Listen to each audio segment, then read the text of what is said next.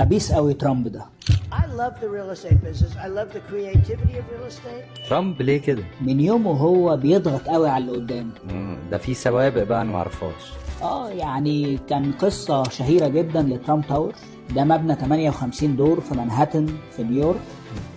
دي قصة شهيرة جدا انه لما خد الارض دي كان جنبه على طول شركة اسمها تيفاني انكو.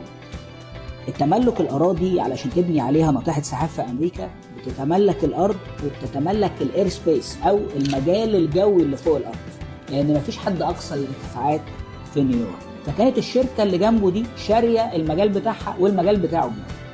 فلما راح يتفاوض مع الشركة اتكلم مع المهندس بتاعه وقال له انا عايزك تعملي تصميم جميل جدا لأنظف فندق ممكن يبقى موجود في امريكا، وتصميم تاني دميم جدا او سيء جدا.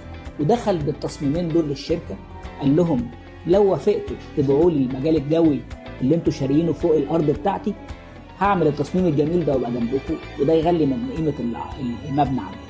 ولو ما وافقتوش هعمل التصميم الدميم ده جنون ده. وسابهم ومشي ورجع مكتبه، لقاهم بيتصلوا بيه، اتصلوا عليه قالوا له احنا موافقين. فمن يومه هو بيضغط علشان ياخد اللي هو عايزه، لكن اللي بيقف له بيرجعه لورا.